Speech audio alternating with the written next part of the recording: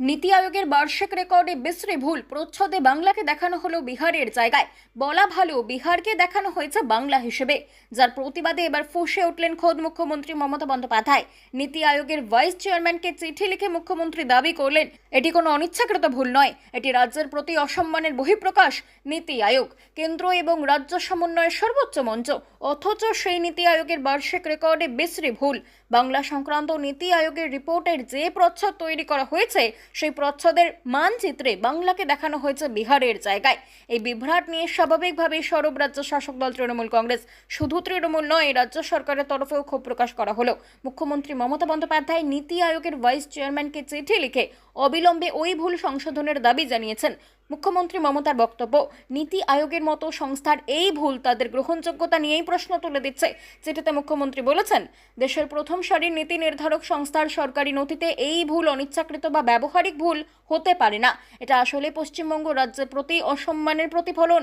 নীতি আয়োগের নথিতে এই মহাবিভ্রান্তিকর তথ্য সংস্থার অধ্যাবসায় এবং রাজ্যগুলির প্রতি সম্মানের ঘাটতির প্রমাণ। এরপর সোজা নীতি আয়োগের গ্রহণযোগ্যতা নিয়ে প্রশ্ন তুলে মুখ্যমন্ত্রী বলেছেন, এই ভুল নীতি আয়োগের কর্মপদ্ধতি নিয়ে বড়সড় প্রশ্ন তুলে দিল। যে সংস্থার উপর নাগরিক এবং নীতি নির্ধারকেরা নীতি প্রণয়নের জন্য ভরসা করে, সেই সংস্থার মান নিয়ে বড়সড় প্রশ্ন উঠে গেল। নীতি আয়োগে প্রকাশিত রিপোর্টগুলির গ্রহণযোগ্যতাও এবার প্রশ্নের মুখে পড়ে গেল। মুখ্যমন্ত্রী চিঠিতে রাজ্য সরকারের তরফে এই কাণ্ডের তীব্র নিন্দা করেছেন। তার দাবি, অবিলম্বে নীতি আয়োগকে এই বিষয়ে ক্ষমা চাইতে হবে এবং সংশোধনের ব্যবস্থা করতে হবে। নেতাজির প্ল্যানিং কমিশনকে বদলে নীতি আয়োগ করে প্রথম বাঙালির মননে, বাঙালির আবেগে আঘাত দিয়েছিল এই নরেন্দ্র মোদীর সরকার।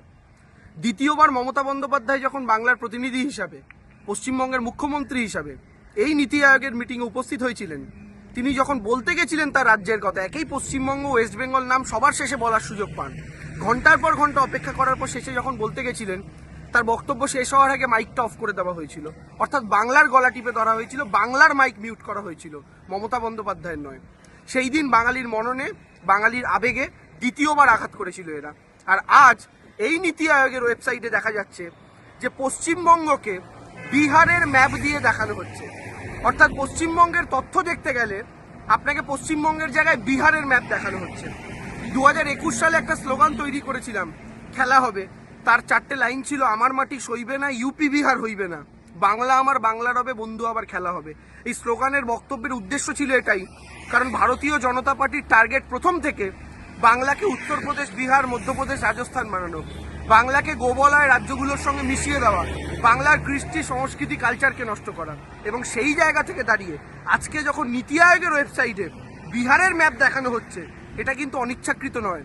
আমাদের বিশ্বাস এটা ইচ্ছাকৃত ভুল, এবং এই ইচ্ছাকৃত ভুলের মাধ্যমে বাঙালিকে বারংবার শায়েস্তা করার চেষ্টা, বাঙালিকে বারংবার দেখানোর চেষ্টা নিজেদের তারা কি ভাবে বাঙালিকে নিয়ে, এবং বাঙালি এই নির্দিষ্ট বিষয়টা অবগত বলেই 2021, 2024 তাদেরকে শিক্ষা দিয়েছে। এবং আজকে এই নীতি আয়োগের ওয়েবসাইটে যেভাবে পশ্চিমবঙ্গকে বিহারের ম্যাপ দিয়ে দেখানো হলো, এই বাঙালি কিন্তু বিজেপিকে এবং নরেন্দ্র মোদীকে এবং তাদের এই সরকারকে কোনোদিন ক্ষমা করবে না। বাংলা খবর, আপনার রাজনীতি, আপনার আওয়াজ।